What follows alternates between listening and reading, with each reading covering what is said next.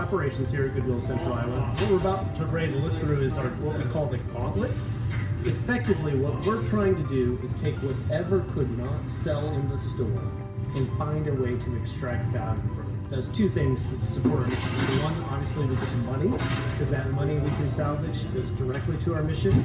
But our secondary mission is really keeping stuff out of the landfill. So by going through a systematic process, we accomplish two things. We make a little bit more money to go into the system, and we keep things out of the landfill. So let's take a look at what we've got going on. We've got a few crew here that are actually sorting part of the gauntlet.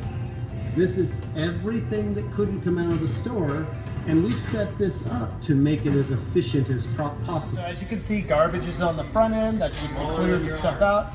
At the store level, the more you can actually throw away that's garbage, the less we have to go through to recycle. The key is making sure that garbage is garbage and value is value.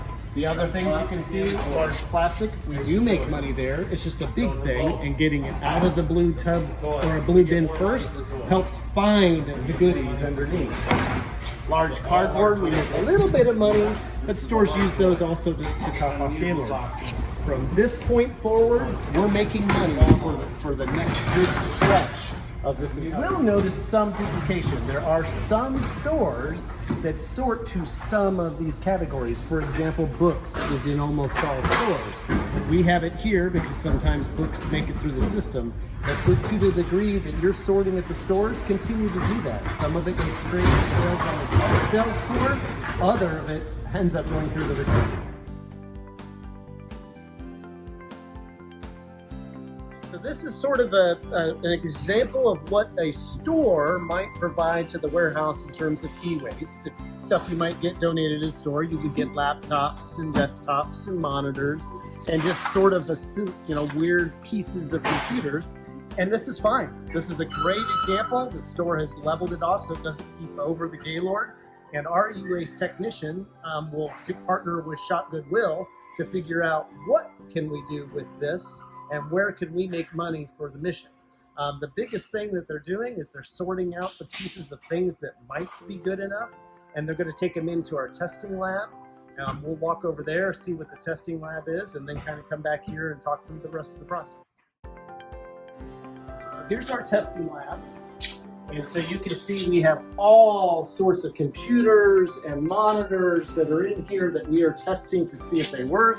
We might be taking some pieces apart because we know that there's some value in parts of those, but this is a very climate-controlled room where we test it. If it passes the testing, particularly for computers, we're going to do a DoD wipe on it. So we're going to wipe that data completely before it's allowed anywhere back into the system. And at that point, the things that have passed both the physical testing and the DoD wipe go to Shop Goodwill to sell. So if it did not sell in Shop Goodwill, or it didn't even pass our test on the front end, we sort by categories, and we've got salvage suppliers that will pay us per pound for things like printers, like old CPUs, like wire, like motherboards, all the pieces of e-waste, and we'll package those up. You can see piles of them over here.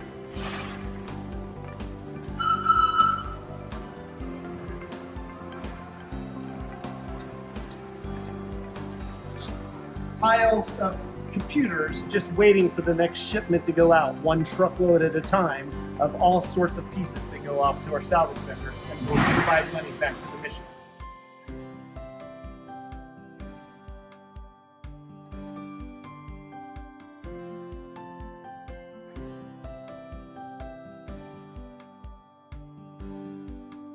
So this is sort of the final step in the process. Stuff that has gone through the recycle line. If we can bale it, we would. So this is a raw product. Some of these things would have to stay in a gaylord because that's the only way you're going to sell them.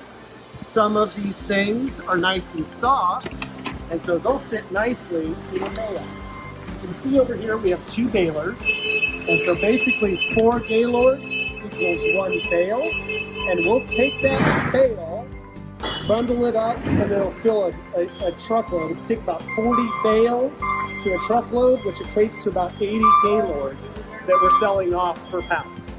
We'll walk back to one of the bales, or the pile of bales, to show you the last part of the process.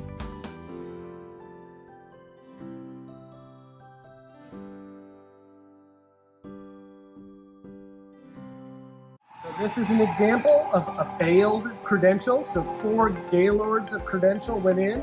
You can see some items are still left in the bag, some items are still left in the box, some items were loose. And this is about right now 20 cents a pound, usually about 25 cents a pound. That's about 1,200 pounds right there.